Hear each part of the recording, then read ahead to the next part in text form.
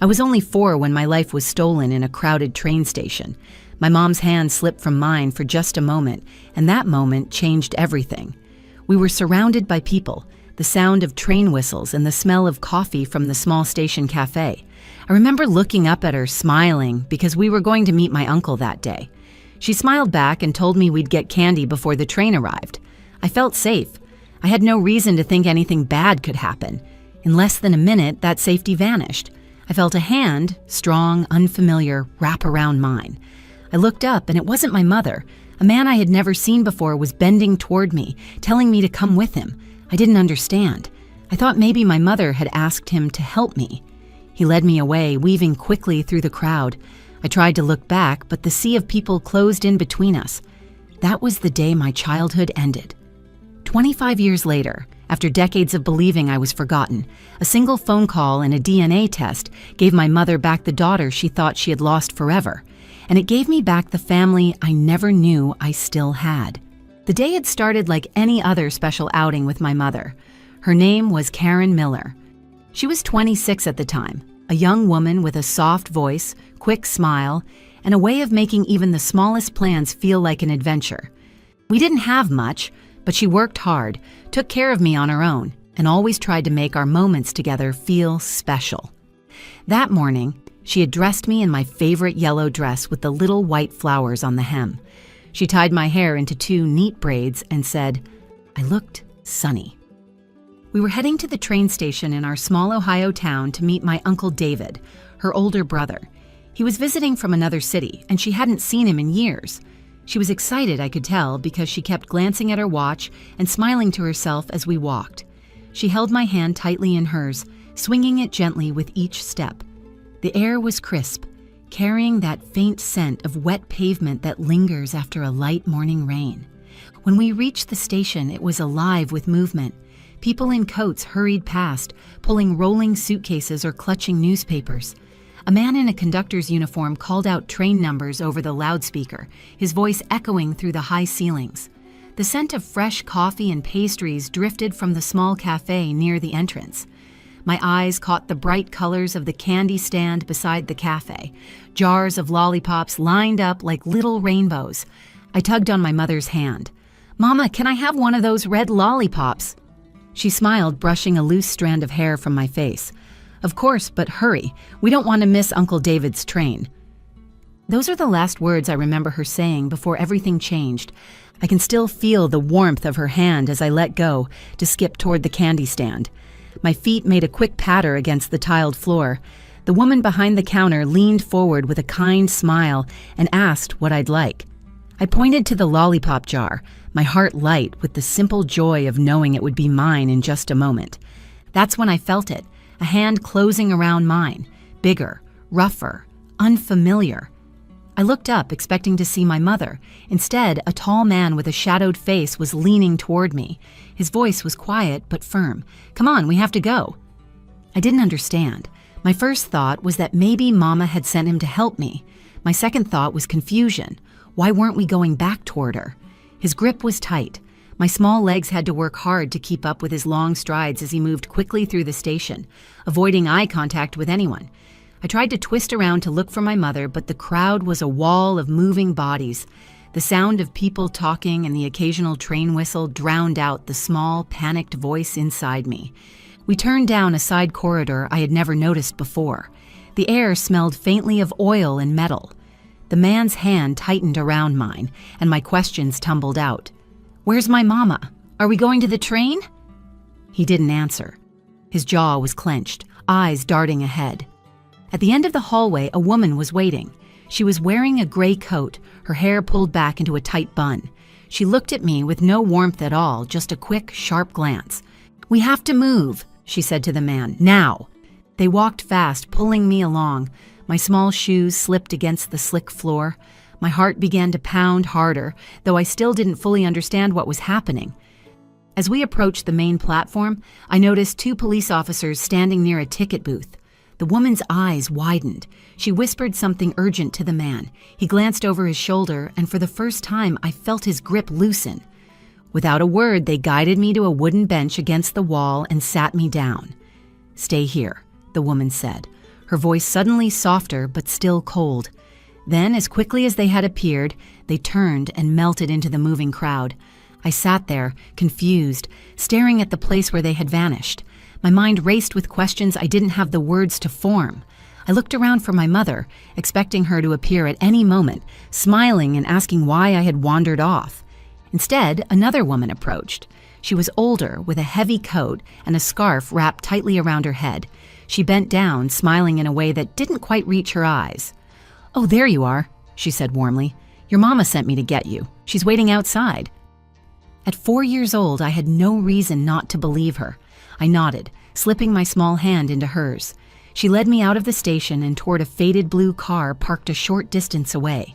The door creaked as she opened it, motioning for me to climb inside.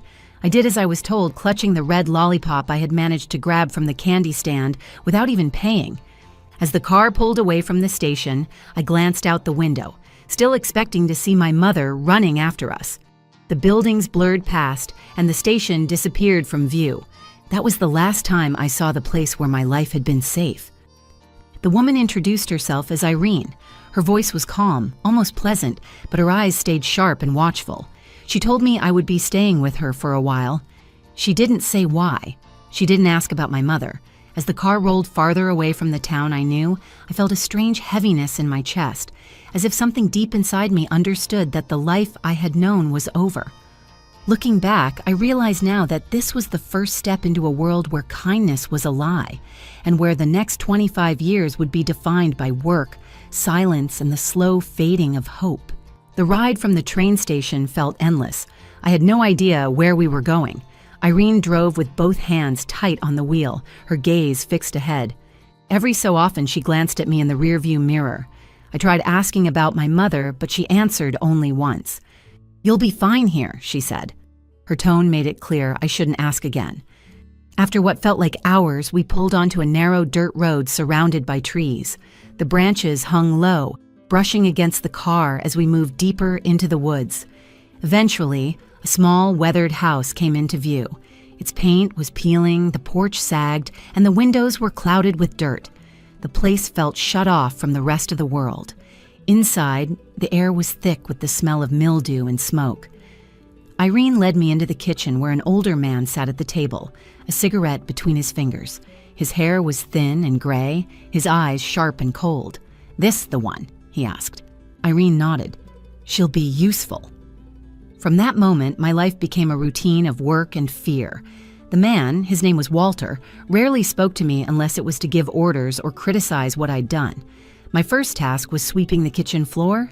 I remember gripping the broom, my small hands aching as I tried to push it across the warped boards.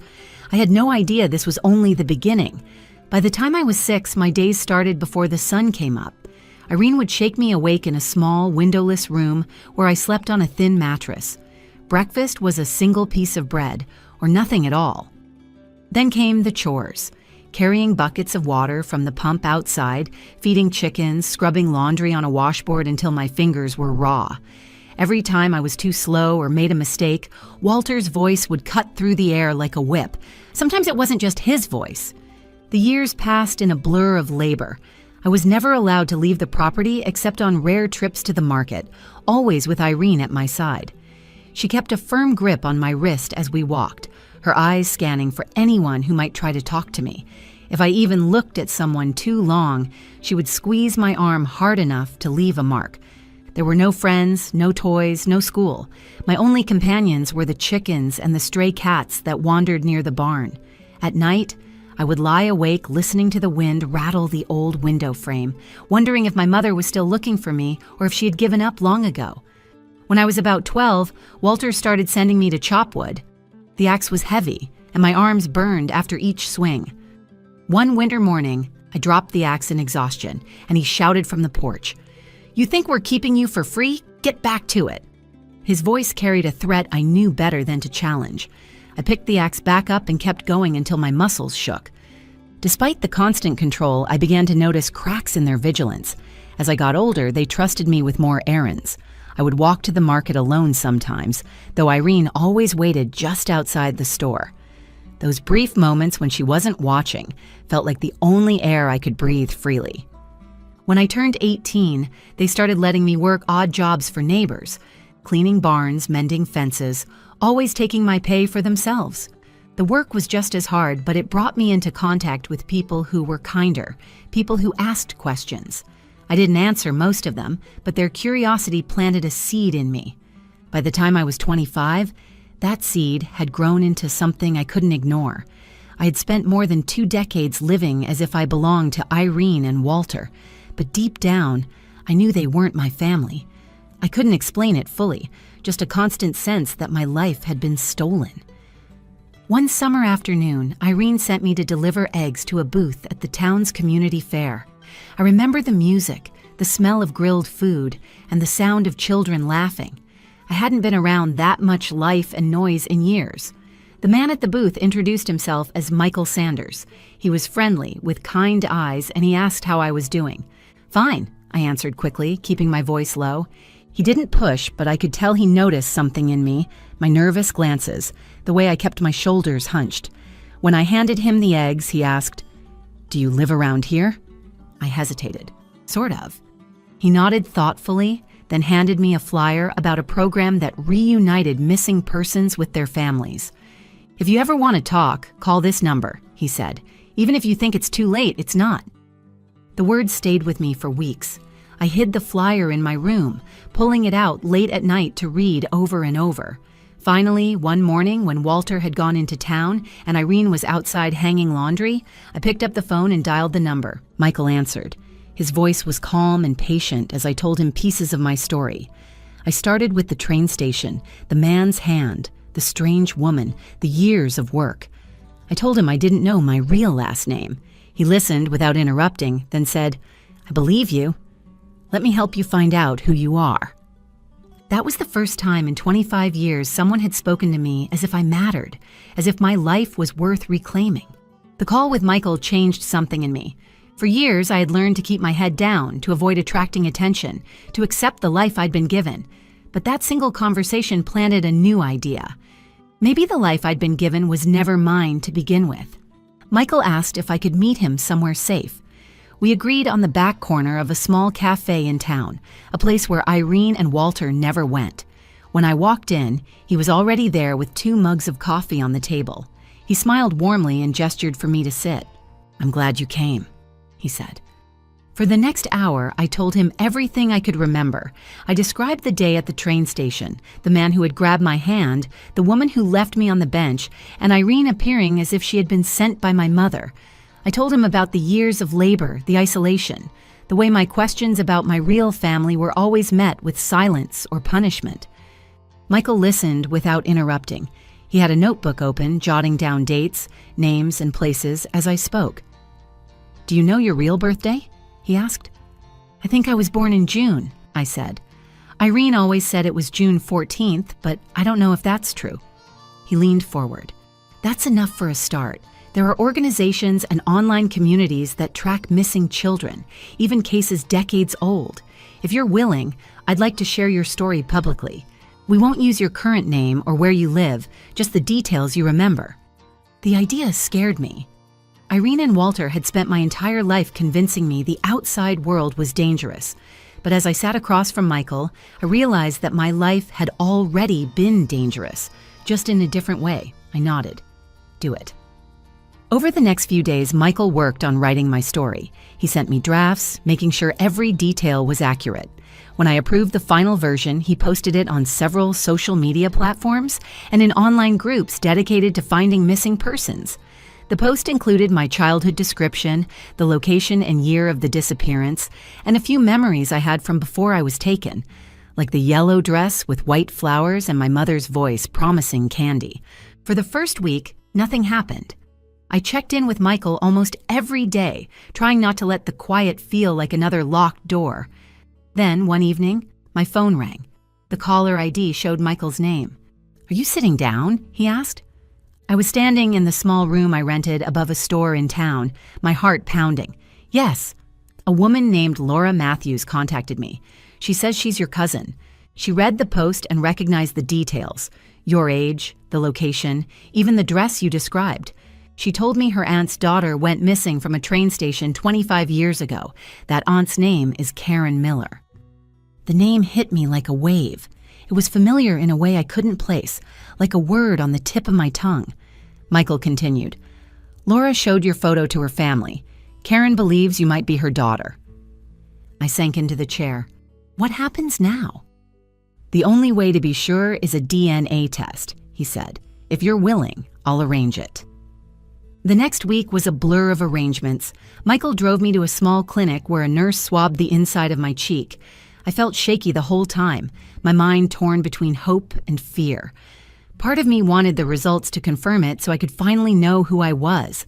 Another part worried it would be a mistake, and I would lose this fragile connection before it began. While we waited, Michael told me more about Laura and her family. Karen had never stopped looking for her daughter. She had worked with police for years, followed every lead, and even traveled to other states chasing rumors. When no answers came, she still marked her daughter's birthday every year, lighting a candle and keeping a framed photo on her dresser. 10 days later, Michael called again. His voice was steady, but I could hear the emotion behind it. The results are in. It's a 99.9% match. Karen and John Miller are your parents. I didn't know whether to laugh or cry. My hands were shaking as I whispered, so I'm not crazy. I was taken. You were taken, Michael said, and now we can take you home. Laura was the first family member I spoke to. She called the next day, her voice warm and filled with disbelief. Hannah, I've been looking at your picture all morning. You have the same smile as Aunt Karen. She's been waiting for this call for 25 years. The reunion was set for the following weekend. Michael offered to drive me to their home.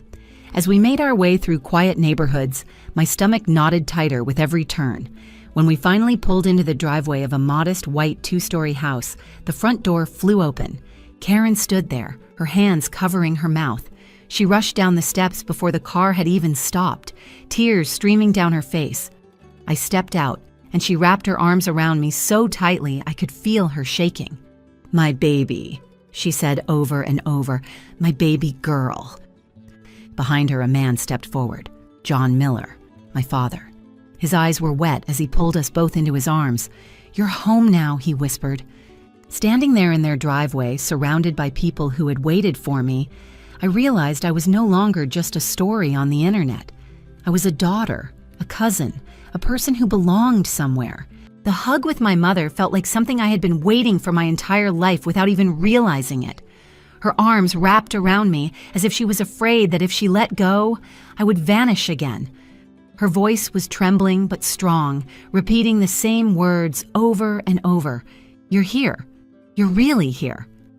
I didn't know what to say at first. My chest ached from the weight of 25 years without her. I rested my head against her shoulder, letting the warmth of her hold sink in. It felt safe, and that was something I hadn't felt since the day I was taken. John's embrace was different, but just as powerful. He held me firmly, his hand on the back of my head, his voice low. We have so much to catch up on. You've been gone too long. There was no judgment in his tone, no questions about why it had taken this long, just relief. Behind them, I saw Laura standing with a wide smile, her eyes wet with tears. She stepped forward and hugged me like we had known each other our whole lives. I can't believe this is real, she said. I kept telling everyone that post had to be about you. I'm so glad I was right. They invited me inside, and stepping over the threshold felt like crossing into another world. The house smelled faintly of cinnamon and clean laundry. The living room was warm with framed photos lining the mantel. I stopped in front of one picture, a younger version of my mother holding a little girl in a yellow dress with white flowers. That's you, Karen said softly, coming up beside me. I took that picture a week before you disappeared. You loved that dress. I kept it all these years. She led me to a small box on the coffee table and opened it. Inside were keepsakes she had saved. Tiny shoes, a worn teddy bear, a handful of drawings I didn't remember making. I touched the teddy bear, my fingers brushing over the faded fabric. You kept all this. Of course, she said. I never stopped believing I'd see you again. We sat down together, and for the next hour they told me everything that had happened after I was taken. Karen described the panic at the train station, the desperate search through the crowd, the hours at the police station, giving every detail she could remember. John had joined the search as soon as they met years later. They followed every lead, even the ones that didn't make sense. There were nights when Karen drove to nearby towns just to look at the faces of strangers, hoping one of them would be mine. Listening to them, I realized that while I had been living in isolation, they had been living in a different kind of prison, the prison of not knowing. Every birthday that passed, every holiday, they had wondered if I was alive. Then it was my turn to talk. I told them about Irene and Walter, about the endless work and the punishments. I told them how I had convinced myself that no one was looking for me, because believing otherwise would have hurt too much. My voice shook when I described meeting Michael and how he had given me hope for the first time. Karen reached across the table and took my hand. "You never stopped being my daughter. I never stopped loving you." John added quietly, "We can't get those years back, but we can make the rest of them count." The conversation shifted to the present. They wanted me to stay with them for as long as I needed. They showed me the guest room they had prepared, the walls painted in a soft blue. "We thought you might like this color," Karen said. "It reminded me of the sky on the day you were born." That night, we had dinner together. Laura stayed, and so did Ethan, my younger half-brother. He was curious but shy at first, stealing glances at me from across the table. Eventually, he asked, "What's your favorite ice cream?" I smiled. "Chocolate chip cookie dough." His face lit up. "Mine too." It was such a small moment, but it felt monumental. For the first time, I wasn't the girl trapped in someone else's house. I was part of a family. After dinner, we sat in the living room, flipping through old photo albums. Karen showed me pictures of the birthdays I had missed, the family trips they had taken, the life that had gone on without me. Each image was a reminder of what I had lost, but also of what I had finally found again. Later, when everyone had gone to bed, I stood alone in the guest room. The bed was soft, the air smelled faintly of fresh paint, and the window looked out over the quiet street. I thought about the years I had spent sleeping in that small, windowless room at Irene's house. I thought about all the times I had wondered if I would ever see my real family again. Now I was here. I belonged here. In the days that followed, the news of my return spread through the extended family. Relatives I had never met sent letters and messages, welcoming me home. Michael visited to see how I was adjusting, and when Karen hugged him, she thanked him for bringing her daughter back. One afternoon, Laura pulled me aside. "You know," she said, "your story is going to help other people. There are so many families still waiting, just like ours was. You can give them hope." She was right. I didn't survive those 25 years just to stay silent. I began speaking with Michael about sharing my experience publicly, not just to tell my story, but to help others find their missing loved ones. The moment that defined it all came one evening when Karen and I were sitting on the porch. The sun was setting, casting the sky in shades of gold and pink. She turned to me, her eyes bright but steady. "You're home, Hannah. No one is ever going to take you away from me again." I leaned against her shoulder, feeling the truth in her words. For the first time in my life, I believed it. The days after my reunion felt like waking up in a different world. The rhythm of my life changed completely. There was no morning knock on the door demanding I get to work, no endless list of chores waiting before sunrise. Instead, I woke to the smell of coffee drifting from the kitchen and the sound of my mother humming softly as she prepared breakfast. Karen seemed determined to fill the gaps in my life that had been left empty for 25 years. She took me to places she thought I might enjoy: a local bookstore, the park where she used to take me as a toddler, the diner where she and Uncle David would meet for lunch. Each outing felt like discovering a piece of myself I had never known. John quietly took on the role of protector. He helped me get identification documents, something I had never owned under my real name. He drove me to appointments, taught me how to navigate the bank, and made sure I knew that I had a place in their home for as long as I wanted it. Ethan, my younger brother, grew bolder each day. He would knock on my door asking if I wanted to watch a movie or play board games. One night, we stayed up late eating popcorn and laughing over a comedy film. I realized how much I had missed simple moments like that, moments where I could just exist without fear. Healing was not instant. There were nights when I woke from dreams of the dark, windowless room I had slept in for years. Some days I struggled to believe that Irene and Walter could no longer control me, but each time the doubt crept in, Karen or John would be there to remind me that I was home. Michael continued to visit, checking in to see how I was adjusting. He encouraged me to share my story publicly, not just for myself, but for other families still searching. At first, the idea made me nervous, but the more I thought about it, the more I understood that my survival could give hope to people who felt hopeless. With Michael's help, I agreed to speak at a community event about missing persons. Standing on that stage, looking out at a crowd of parents, siblings, and friends, holding photos of their loved ones, I told them about the day I was taken, the years of hard labor, and the moment Michael's post connected me to my family. I told them that even when I thought no one was looking for me, my mother never stopped searching.